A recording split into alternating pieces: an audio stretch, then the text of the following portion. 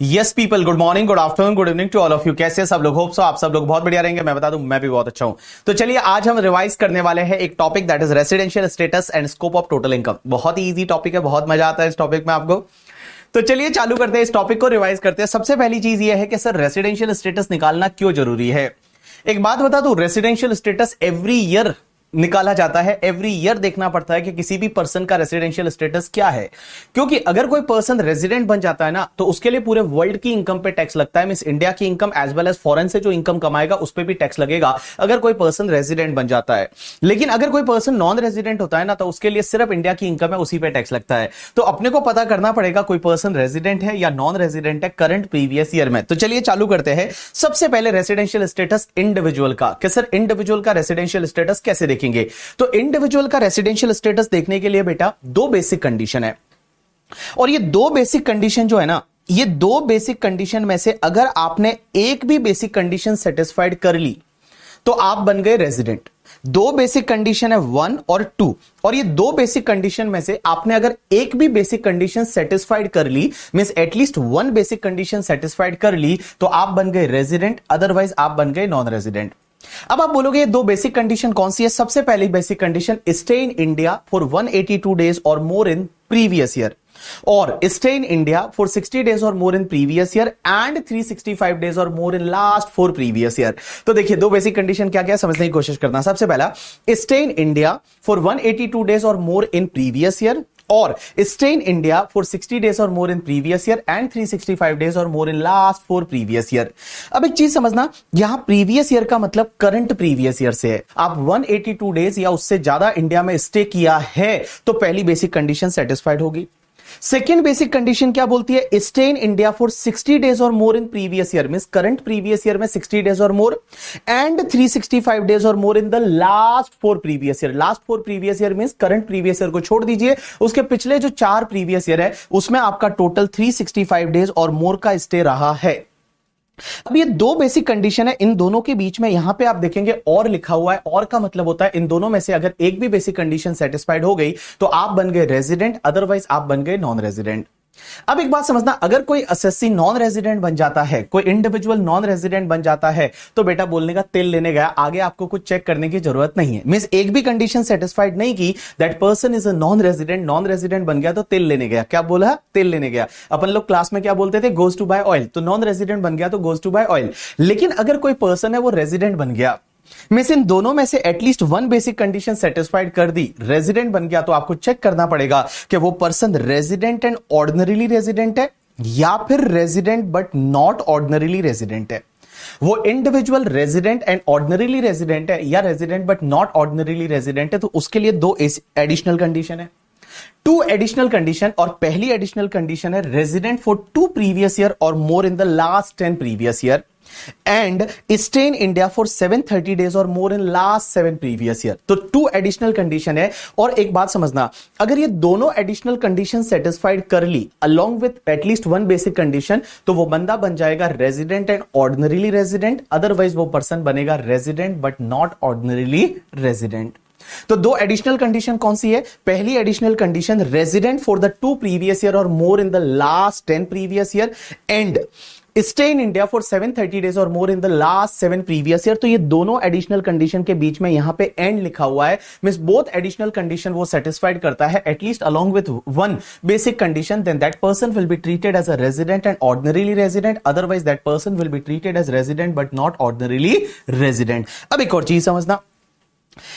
चीज समझना, जब भी आप नंबर ऑफ डेज कैलकुलेट करते हो ना, उसमें ध्यान रखना जिस दिन कोई भी इंडिविजुअल इंडिया में आता है और जिस दिन इंडिया छोड़ के जाता है, वो दोनों दिन इंडिया में माने जाएंगे। जैसे फ्लाइट लैंड किया वो आज के दिन किया तो आज भी इंडिया में माना जाएगा, कल वो पर्सन वापस फ्लाई करके गया इंडिया से तो कल का दिन भी इंडिया में माना जाएगा। तो जिस दिन वो इंडिया में आता है वो दिन भी इंडिया में माना जाएगा, और जिस दिन वो इंडिया से जाता है वो दिन भी इंडिया में माना जाएगा। अब एक चीज समझना, 3 ऐसे एक्सेप्शनल केसेस है जहां पे आपकी ये फर्स्ट बेसिक कंडीशन देखने की जरूरत नहीं है।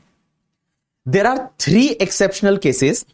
ओ, मैंने उल्टा बोला, समझना, देयर आर 3 एक्सेप्शनल केसेस, ऐसे 3 एक्सेप्शनल केसेस है जहां पे ये फर्स्ट बेसिक कंडीशन देखनी है बट सेकंड बेसिक कंडीशन देखने की जरूरत नहीं है। ये जो सेकंड बेसिक कंडीशन है, ये सेकंड बेसिक कंडीशन है वो देखने की जरूरत नहीं है। कितने केसेस में? 3 केसेस में। अब आप बोलोगे सर कौन कौन से ऐसे 3 केसेस है उस पे ये सेकंड बेसिक कंडीशन देखने की जरूरत नहीं है? तो देखिए सेकंड बेसिक कंडीशन पे मैंने पट्टी लगा दी, तो सेकंड बेसिक कंडीशन देखना ही नहीं है। देयर आर 3 केसेस, वहां पे ये सेकंड बेसिक कंडीशन देखना ही नहीं है, ओनली फर्स्ट बेसिक कंडीशन देखिए। फर्स्ट बेसिक कंडीशन सेटिस्फाइड हुआ तो रेजिडेंट, अदरवाइज सीधा नॉन रेजिडेंट। सर ये कौन कौन से केसेस है जहां पे ये सेकंड बेसिक कंडीशन जो है ना 60 डेज और more in previous year, 365 days और more in last 4 previous year, वो नहीं देखना। कौन कौन से केसेस में? सबसे पहला, अगर कोई इंडियन सिटीजन है और वो इंडियन सिटीजन इस साल में इंडिया छोड़ के बाहर जा रहा है, किसके लिए? एम्प्लॉयमेंट के लिए।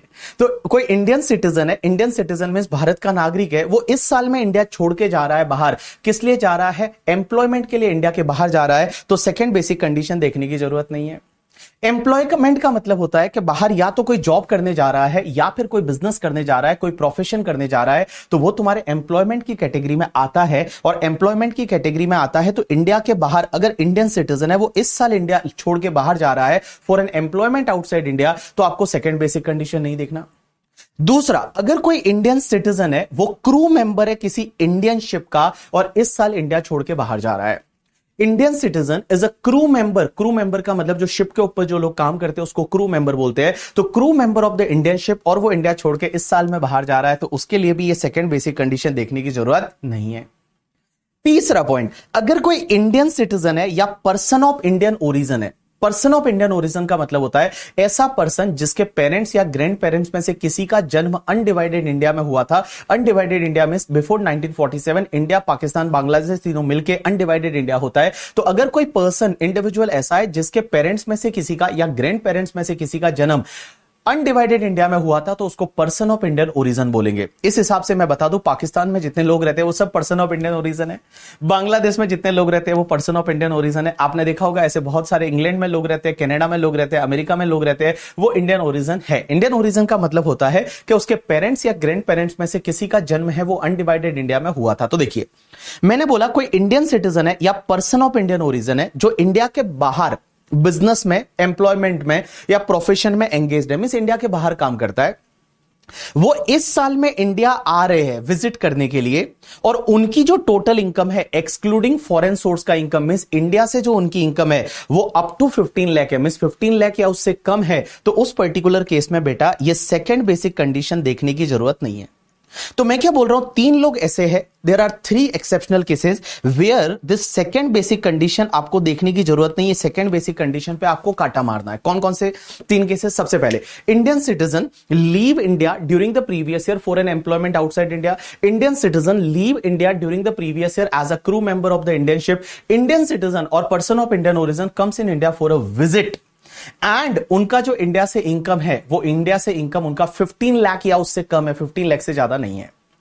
लेकिन सर एक बात बताइए, यहां थर्ड कंडीशन में आप बोल रहे हैं कि उसका इनकम इंडिया में 15 लाख से ज्यादा नहीं होना चाहिए। अगर 15 लाख से ज्यादा हो गया तो, if it is more than 15 lakh तो क्या होगा? एक बात बताऊं, मोर देन 15 लाख हुआ ना तो बेटा ये सेकंड कंडीशन आपको देखनी पड़ेगी।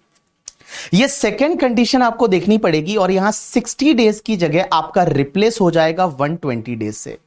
60 डेज की जगह आपका रिप्लेस हो जाएगा 120 डेज से। तो सेकेंड बेसिक कंडीशन बन जाएगी stay in India for 120 days और more in previous year and 365 days और more in last 4 previous year.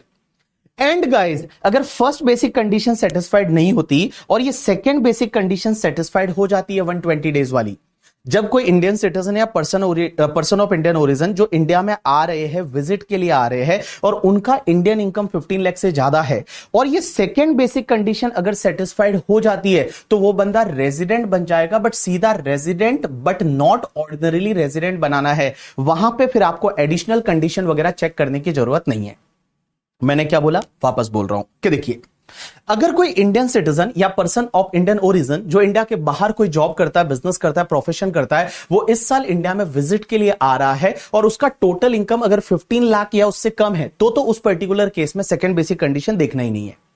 But अगर वो 15 लाख से ज्यादा है तो आपको सेकंड बेसिक कंडीशन देखना पड़ेगा और 60 डेज की जगह आपका 120 डेज हो जाएगा। और अगर सेकंड बेसिक कंडीशन सेटिस्फाइड होता है, फर्स्ट बेसिक कंडीशन सेटिस्फाइड नहीं हो रहा, सेकंड 120 डेज वाला हो गया, तो बेटा आपको एडिशनल कंडीशन देखने की जरूरत नहीं, उसको सीधा बना दीजिए resident but not ordinarily resident. You got my point or not? Yes. अब एक और चीज समझना, यहां पे एक सीबीडीटी का क्लेरिफिकेशन है।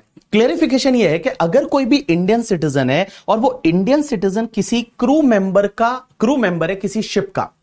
क्रू मेंबर का मतलब होता है कि जो शिप पे काम करते हैं उसको क्रू मेंबर बोलते हैं, और वो शिप इंडिया के बाहर जा रही है। अगर वो शिप इंडिया के बाहर जा रही है, बाहर जाने का मतलब originated from India and destination outside India, means India के बाहर जा रही है। जैसे मान लो इंडियन मुंबई पोर्ट से कोई शिप है, वो कनाडा जा रही है, यूएसए जा रही है, दैट इज इंडिया से बाहर जा रही है, जिसको अपन फॉरेन बाउंड शिप बोलते हैं। तो अगर कोई इंडियन सिटीजन है जो क्रू मेंबर है फॉरेन बाउंड शिप का, तो उसके केस में नंबर ऑफ डेज जब आप कैलकुलेट करते हो ना, तो उसके केस में एक चीज ध्यान रखना, जिस दिन वो शिप को ज्वाइन करता है, उस दिन वो एक डेट एंटर करता है in the continued discharge certificate. Means यहां पे जो नेवी वगैरह जो होते हैं, जो शिप वगैरह होती है, वो शिप में क्या होता है कि शिप को ज्वाइन करते टाइम एक सर्टिफिकेट होता है, उसमें आपको एक डेट एंटर करनी पड़ती है कि इस दिन आपने शिप को ज्वाइन किया। और जब वापस वो शिप इंडिया आ जाती है तो वो शिप को आप साइन ऑफ करते हो। साइन ऑफ करने का मतलब है उस शिप को छोड़ के आते हो। एक चीज ध्यान रखना, जिस दिन आपने डेट एंटर की थी उस वाले सर्टिफिकेट में और जिस दिन आपने साइन ऑफ किया, ये दोनों दिन एंड उसके बीच में जितने भी दिन है वो सब ये माना जाएगा कि आपका स्टे आउटसाइड इंडिया है। ये माना जाएगा कि ये आपका स्टे आउटसाइड इंडिया है। तो मैंने क्या बोला, समझने की कोशिश करना कि अगर कोई इंडियन सिटीजन है जो कि क्रू मेंबर है किसी भी शिप का, फॉरेन बाउंड शिप का, और उस पर्टिकुलर केस में वो क्या करता है कि जो कंटिन्यूड डिस्चार्ज सर्टिफिकेट है उसमें जो डेट एंटर करता है उस शिप को ज्वाइन करने की, और वापस जब वो शिप आती है तो उसको साइन ऑफ करने की जो डेट एंटर करता है, वो दोनों दिन और उसके बीच में जितने भी दिन है वो ये माना जाएगा कि ये स्टे आउटसाइड इंडिया है। क्या माना जाएगा? Stay outside India. अब एक चीज समझना, एक सेक्शन हुआ करती है सेक्शन 6(1)(a) करके, और 6(1)(a) is related to the deemed resident. Deemed resident का मतलब क्या होता है कि जो रेजिडेंट बन नहीं रहा है बट उसको अपन रेजिडेंट मान लेंगे। अब एक चीज समझना, मैंने आपको 6(1) में क्या बताया था कि अगर ये दो बेसिक कंडीशन है, इसमें से अगर एक भी कंडीशन सेटिस्फाइड हो गई तो आप रेजिडेंट बनोगे, और कंडीशन सेटिस्फाइड नहीं हो रही तो आप क्या बन जाओगे? Non resident. अब एक बात समझना, कोई इंडिविजुअल ऐसा है जो दोनों कंडीशन सेटिस्फाइड नहीं कर रहा, तो वो ऐसे तो क्या बन गया? नॉन रेजिडेंट बन गया। अब एक बात समझना, इन्होंने बोला कि अगर कोई भी इंडियन सिटीजन है, एंड हैविंग टोटल इनकम, उसकी जो इंडिया में इनकम हो रही है फॉरेन सोर्स की इनकम को छोड़ के, जो इंडिया में इनकम होती है वो 15 लाख से ज्यादा है, और वो वर्ल्ड में किसी और कंट्री में टैक्स पे करने के लिए लायबल नहीं है। वर्ल्ड में किसी और कंट्री में वो टैक्स पे करने के लिए लायबल नहीं है। He is not liable to pay tax in any country outside India due to his domicile और due to his like residency, means वो किसी और कंट्री में डोमिसाइल रेसिडेंस की वजह से टैक्स पे करने के लिए लायबल नहीं है। तो लॉ मेकर्स बोलते हैं उसको हम इंडिया का रेजिडेंट मान लेंगे, बट उसको resident but not ordinarily resident मानेंगे। वापस से बोल रहा हूं, देखिए, अगर कोई इंडियन सिटीजन है जो नॉर्मली इंडिया का 6(1) के हिसाब से रेजिडेंट नहीं बनता है, लेकिन वो इंडियन सिटीजन की इंडिया में जो टोटल इनकम है वो टोटल इनकम 15 लाख से ज्यादा है फॉरेन सोर्स के इनकम को छोड़ के, और बेटा वर्ल्ड में किसी और कंट्री में वो person liable to pay tax नहीं है ड्यू टू हिज रेसिडेंसी और डोमिसाइल की वजह से, तो उसको इंडिया का रेजिडेंट मान लेंगे, but resident but not ordinarily resident मानेंगे।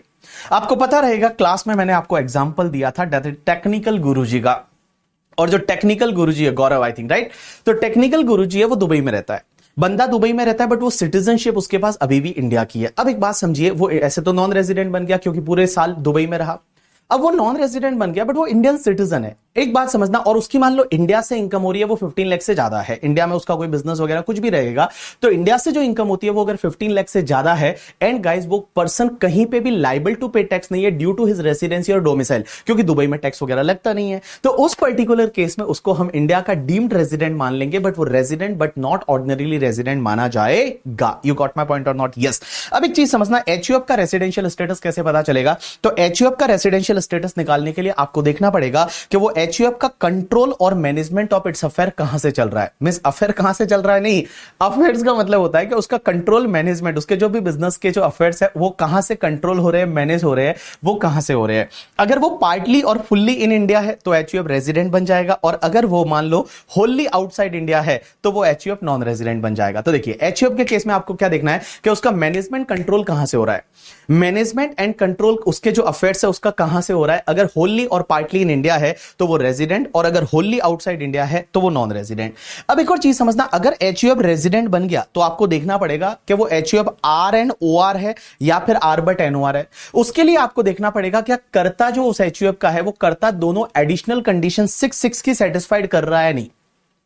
अगर कर्ता 6 की बोथ एडिशनल कंडीशन सेटिस्फाइड करता है तो वो एचयूएफ बन जाएगा R and O R, otherwise वो एचयूएफ बनेगा आर बट एनओआर।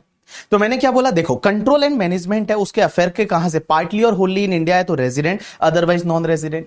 और उसका karta both the additional condition of the 6 satisfied करता है तो वो एचयूएफ बन जाएगा resident and ordinarily resident, otherwise वो HUF resident but not ordinarily resident. अब एक और चीज समझना, partnership firm, AOP, BOI, local authority and artificial juridical person, उनका रेसिडेंशियल स्टेटस डिपेंड करेगा कंट्रोल एंड मैनेजमेंट पे। तो उसका control and management of affairs कहां से है, अगर वो होली और पार्टली इन इंडिया है तो रेजिडेंट, अदरवाइज सीधा non resident.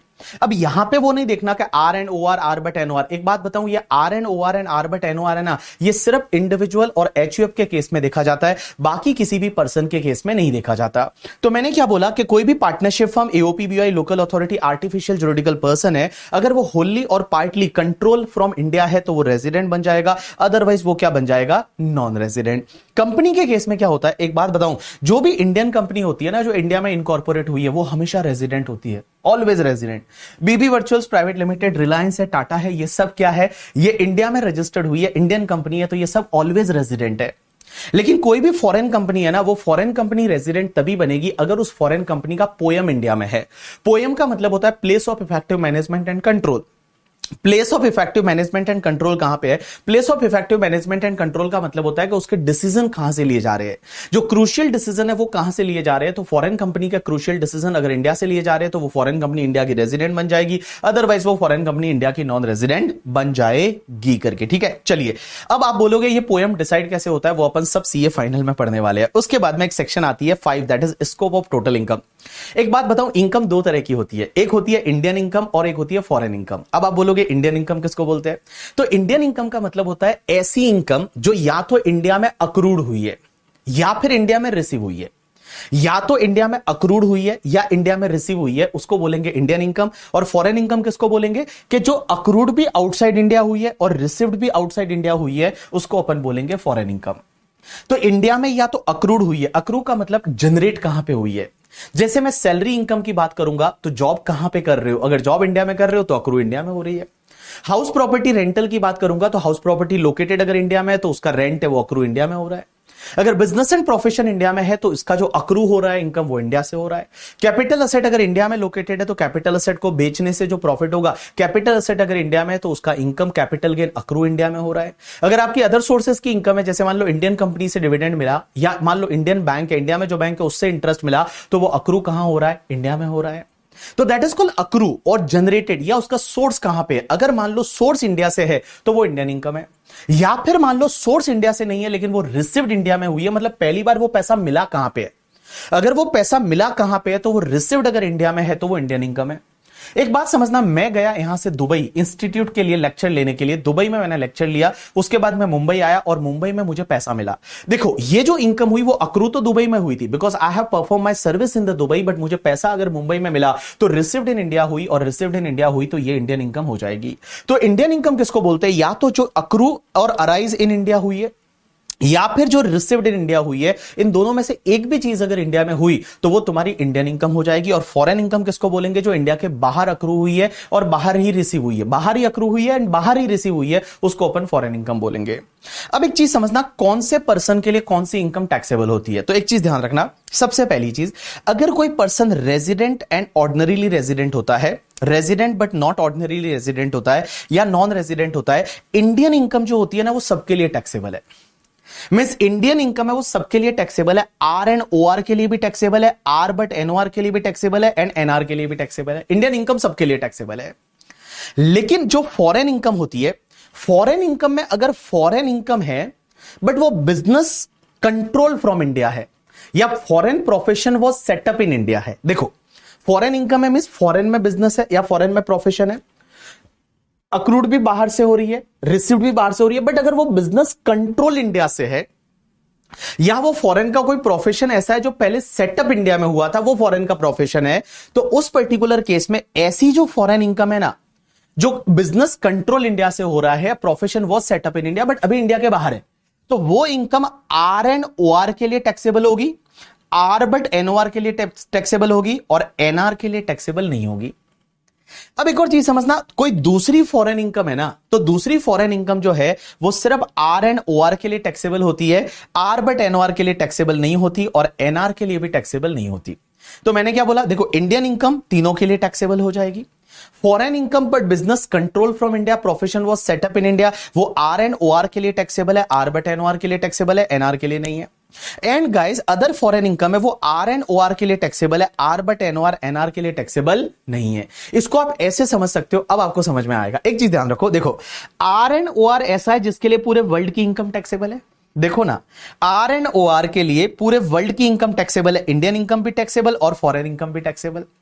Are but NOR के लिए इंडियन इनकम टैक्सेबल है और फॉरेन की इनकम वही वाली टैक्सेबल है जो बिजनेस कंट्रोल फ्रॉम इंडिया है या प्रोफेशन वो setup in India. And NR के लिए देखिए सिर्फ इंडियन इनकम है वही टैक्सेबल है। यही तो मैंने स्टार्ट किया था टॉपिक, तब बताया था कि आर एंड ओ आर के लिए देखिए पूरे वर्ल्ड की इनकम टैक्सेबल है, आर बट एनओआर के लिए सिर्फ इंडियन इनकम टैक्सेबल है, और फॉरेन की इनकम जो बिजनेस कंट्रोल फ्रॉम इंडिया है वो टैक्सेबल है, और एनआर के लिए जो है वो सिर्फ इंडियन इनकम है वो ही टैक्सेबल होती है। You got my point or not? Yes. अब एक और चीज समझना, ये तो हुआ इंडिविजुअल एचयूएफ की बात। अदर एसएससी के केस में क्या होगा, तो अदर एसएससी के केस में आप रेजिडेंट बनते हो तो पूरे वर्ल्ड की इनकम टैक्सेबल है, नॉन रेजिडेंट हो तो सिर्फ इंडिया की इनकम है वो ही आपके लिए टैक्सेबल होती है। अब एक और चीज समझना, इनकम का मतलब होता है आपका, जो इनकम का मतलब इन कैश भी हो सकता है, इन काइंड भी हो सकता है। एक और चीज समझना, बहुत बार ऐसा होता है कि इंडिया के बाहर आपने इनकम कमा ली और उसके बाद उस पैसे को आप रेमिट करते हो इंडिया में, तो इंडिया में रेमिटेंस का मतलब क्या, ये रिसीव्ड इन इंडिया है? Answer is no, remittance is not called received in India, ये टैक्सेबल नहीं होगा। जैसे मान लो दुबई में कोई रिलेटिव है, वो वहां पे काम करता है, वहीं पे पैसा उसको अर्न करता है, वहीं पैसा मिलता है, उसके बाद वो अपनी वाइफ को इंडिया में पैसा भेजता है, तो उस पर्टिकुलर केस में ये रिसीव्ड इन इंडिया नहीं है, ये रेमिटेंस है, और रेमिटेंस है वो टैक्सेबल नहीं होगा। एज वेल एज बहुत बार एग्जामिनर आपको ऐसा देगा कि पुराना कोई अनटैक्स प्रॉफिट है जो पहले का है, 10 साल पहले का, वो अब आप इंडिया में लेके आए, तो क्या अभी इंडिया में टैक्सेबल करना है? Answer is no. उस पे टैक्स उस ईयर में लगना चाहिए था जिस ईयर का वो इनकम था, अब उस ईयर में क्यों नहीं लगा? हो सकता है उस ईयर में कोई ऐसा लॉ रहे जिसके हिसाब से टैक्स नहीं लगता हो, तो अभी आपको उसको टैक्सेबल करने की जरूरत नहीं है।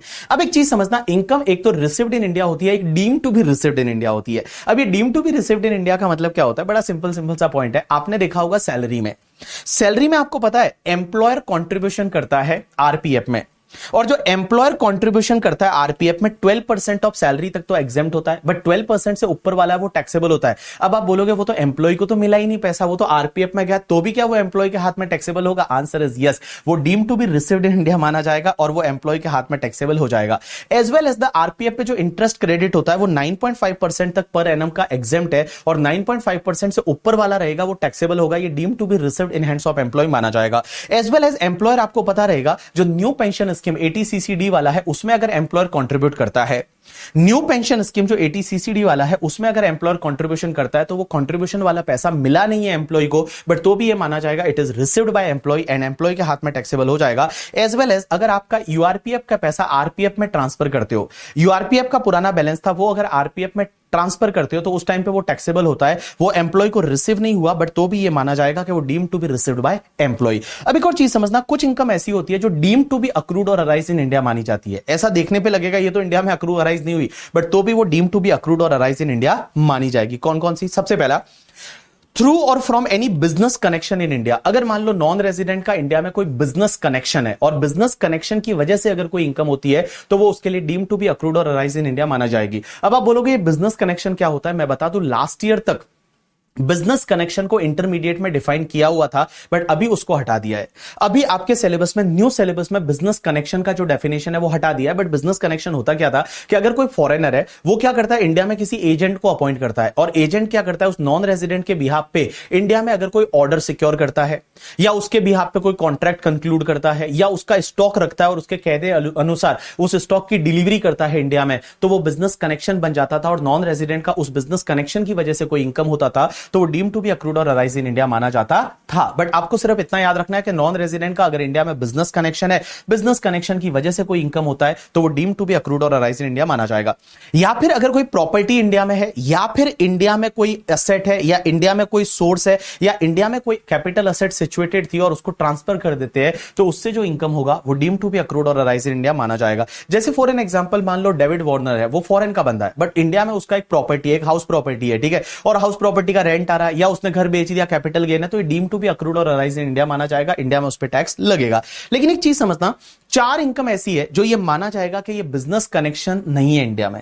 4 इनकम ऐसी है जो बिजनेस कनेक्शन नहीं माना जाएगा, means it is not treated as business connection. सबसे पहला केस, अगर मान लो कोई नॉन रेजिडेंट है, उसने इंडिया में किसी पर्सन को भेजा, और वो पर्सन इंडिया में क्या करता है, गुड्स को परचेज करता है, गुड्स को परचेज करता है और उसको वापस एक्सपोर्ट कर देता है, तो ये माना जाएगा उस नॉन रेजिडेंट का इंडिया में बिजनेस कनेक्शन नहीं है। एग्जांपल के लिए मान लो फॉरेन का कोई बंदा है, सैम करके, यूएसए का, उसने इंडिया में एक एजेंट अपॉइंट किया, वो क्या करता है, यहां से मान लो चावल है, गेहूं है, वो खरीदता है, और खरीदने के बाद उसको एक्सपोर्ट कर देता है, तो ये माना नहीं जाएगा कि सैम का इंडिया में बिजनेस कनेक्शन है। नो बाबा, this is not treated as business connection. दूसरी चीज, अगर मान लो कोई भी फॉरेनर है, वो इंडिया में मूवी की शूटिंग पे आता है, और मूवी की शूटिंग के लिए आता है, सिनेमेटोग्राफ फिल्म शूट करता है, और वो शूटिंग करके और वो मूवी बना के चले जाते हैं, तो ये नहीं माना जाएगा कि ये बिजनेस कनेक्शन इंडिया में बन गया और मूवी का जितना भी इनकम है वो इंडिया में अक्रू हुआ, ऐसा माना जाएगा। No, it will not be treated as a income accrued or arise in India करके, मींस बिजनेस कनेक्शन नहीं माना जाएगा। अब एक चीज समझना, उसमें कंडीशन है कि अगर वो नॉन रेजिडेंट इंडिविजुअल है, तो नॉन रेजिडेंट के साथ साथ नॉन सिटीजन भी होना चाहिए।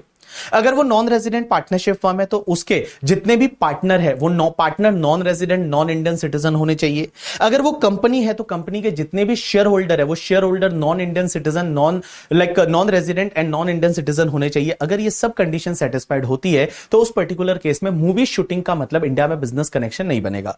तीसरा, अगर कोई भी मान लो फॉरेन का कोई न्यूज एजेंसी है, वो इंडिया में क्या करता है, सिर्फ न्यूज को कलेक्ट करता है, और कलेक्ट करने के बाद उसको फॉरेन में एग्जिबिट करता है, तो ये कोई इंडिया में बिजनेस कनेक्शन नहीं बनेगा। जैसे मान लो एक अल जजीरा करके फॉरेन का न्यूज चैनल या न्यूज़पेपर है। अब अल जजीरा के मान लो कुछ एजेंट है, वो इंडिया में रहते हैं, और वो क्या करते हैं, इंडिया से न्यूज कलेक्ट करते हैं, व्यूज कलेक्ट करते हैं, और अल जजीरा फॉरेन में उसको एग्जिबिट कर लेता है, उस न्यूज को चलाता है, तो उस पर्टिकुलर केस में ये बिजनेस कनेक्शन नहीं बनेगा। एज वेल एज एक चीज ध्यान रखना, अगर कोई फॉरेन की कंपनी, और वो फॉरेन की कंपनी क्या करती है, अगर कोई अनअसोर्टेड या अनकट डायमंड इंडिया में लेके आती है, और इंडिया में उसको क्या करती है, सिर्फ डिस्प्ले का एक्टिविटी करती है, मींस उस डायमंड को सिर्फ डिस्प्ले करते हैं, डिस्प्ले का एक्टिविटी करती है अनकट या अनअसोर्टेड डायमंड को, तो वो बिजनेस कनेक्शन नहीं माना जाएगा। जैसे मान लो साउथ अफ्रीकन एक फॉरेन की कंपनी है, वो इंडिया में लाती है रॉ डायमंड, और रॉ डायमंड को क्या करती है, डिस्प्ले करती है, और डिस्प्ले करती है, तो उस पर्टिकुलर केस में बेटा ये कोई बिजनेस कनेक्शन नहीं बनेगा। अब एक और चीज समझना, इसके बाद नेक्स्ट पॉइंट ये आता है कि भैया वो इंडिया में कोई प्रॉपर्टी है, उससे कोई इनकम होती है, तो वो deem to be accrued or arise in India मानी जाएगी।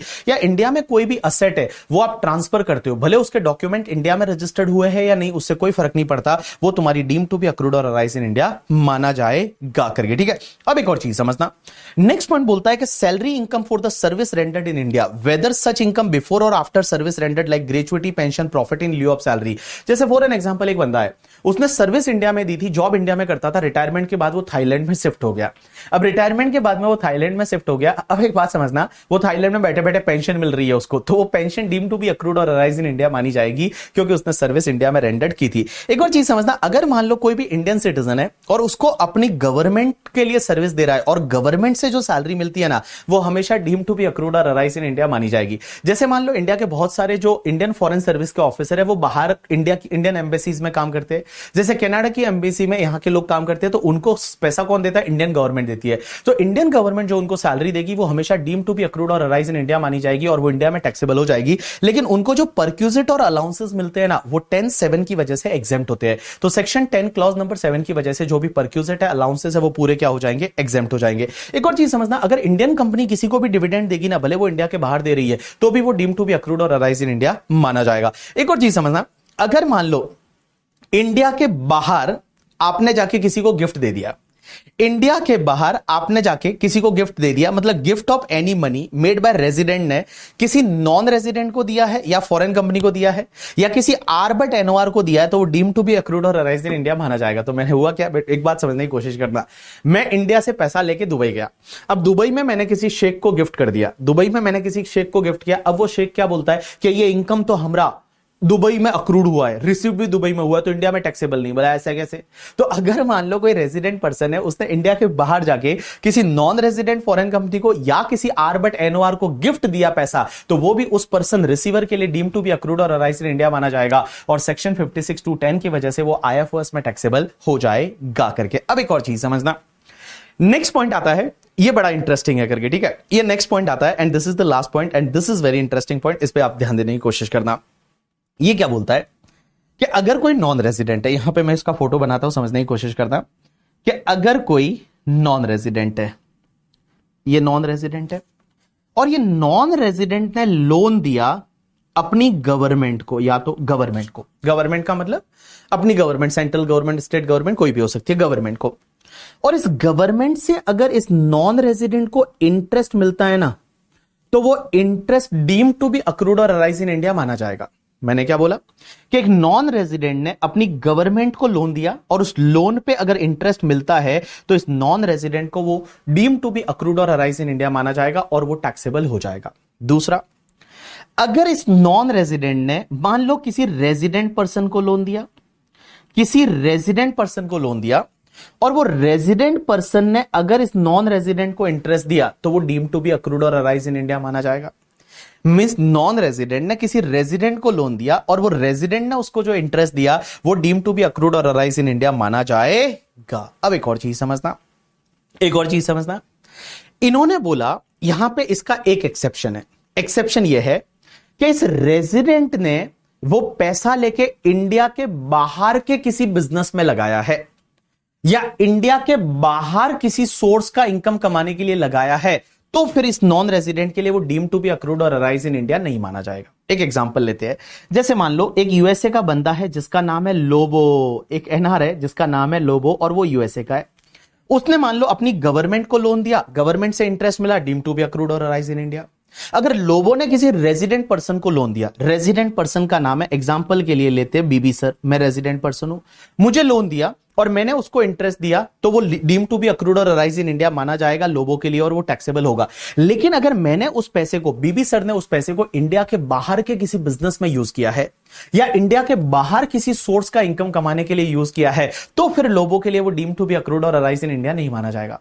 जैसे मान लो मैंने क्या किया, मैंने सोचा कि मैं जाके और मान लो नेपाल में बिजनेस करूंगा, तो मैंने पैसा लोबो से लिया जो नॉन रेजिडेंट है, मैं रेजिडेंट हूं, मैंने लोबो से पैसा लिया और मैंने उसको नेपाल के बिजनेस में यूज कर दिया, तो मैं जो इंटरेस्ट पे कर रहा हूं लोबो को, वो लोबो के लिए फिर deem to be accrued or arise in India नहीं माना जाएगा। अब एक और चीज समझना, अगर ये लोबो ने लोन दिया वो किसी नॉन रेजिडेंट को दिया, मतलब एक नॉन रेजिडेंट दूसरे नॉन रेजिडेंट को लोन दे रहा है एंड इस नॉन रेजिडेंट ने उस पैसे को इंडिया के किसी बिजनेस या प्रोफेशन में लगा दिया, उस नॉन रेजिडेंट ने वो पैसा इंडिया के किसी बिजनेस एंड प्रोफेशन में लगाया, तो जो भी इंटरेस्ट मिलेगा उस नॉन रेजिडेंट को, इसको वो deem to be accrued or arise in India माना जाएगा। तो जैसे मान लो लोबो है, लोबो ने क्या किया, एक कोई होबो करके है जो कनाडा का है, अब लोबो ने होबो को लोन दिया, मींस यूएसए का बंदा कनाडा के बंदे को लोन दे रहा है, बट वो कनाडा का जो बंदा है होबो, उसने वो पैसा इंडिया के किसी बिजनेस या प्रोफेशन में लगा दिया, तो जो भी इंटरेस्ट मिलेगा वो deem to be accrued or arise in India माना जाएगा।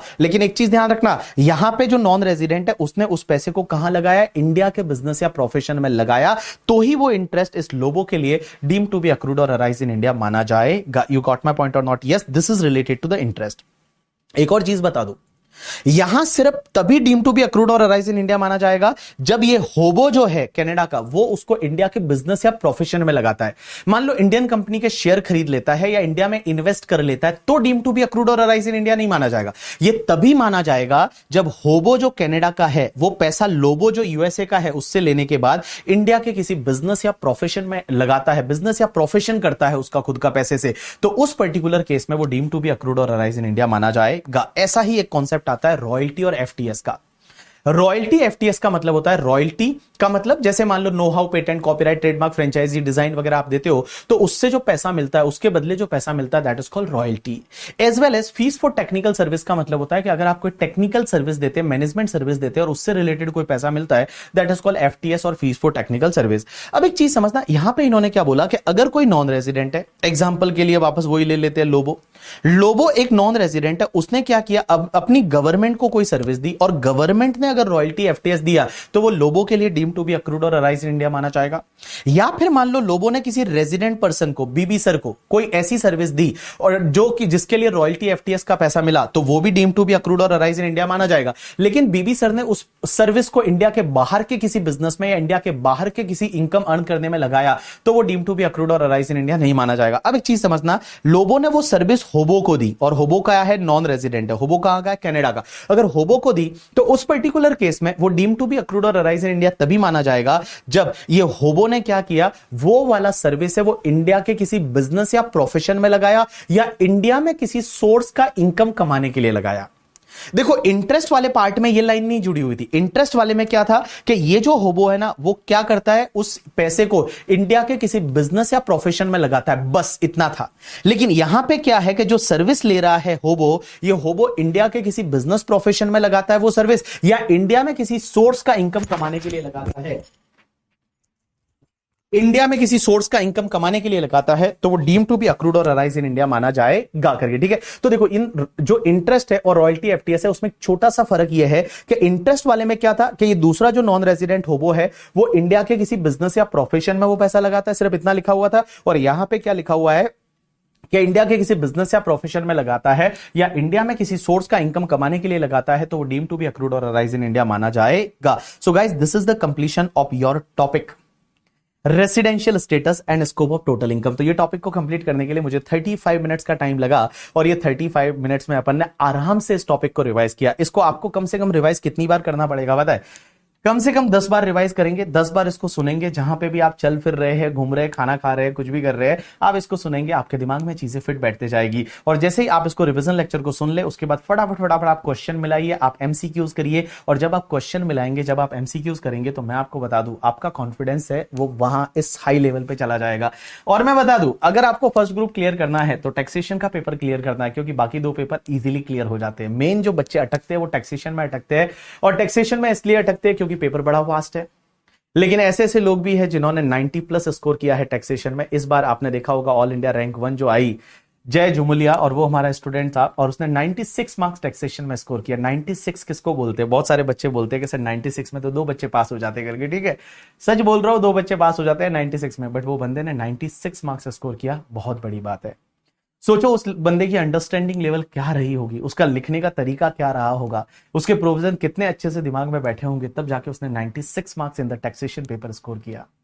अगर आप ढंग का स्कोर करना चाहते हैं, एग्जामिशन तो लानी ही चाहिए। एग्जामिशन लाओ, एग्जामिशन लाने के बाद मैं आपको एक ट्रॉफी देता हूं, पता है ना, एक सर्टिफिकेट मिलता है जिन लोगों को एग्जामिशन आती है।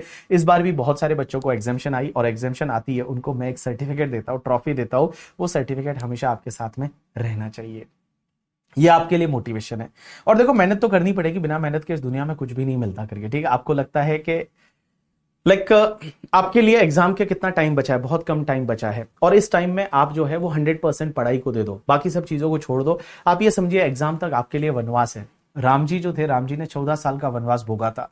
वनवास मतलब जंगल में रहना, वहां पे कोई भी सुख सुविधाएं नहीं थी, बिल्कुल सुख सुविधाएं नहीं थी, और उसके साथ उन्होंने, वो तो भगवान थे करके, ठीक है, वो तो राजा थे कहीं पे, बट उन्होंने घर वालों के कहने पे इतना कर लिया था। अपने पापा ने बोला कि ये कर लो, उन्होंने वैसा कर लिया था।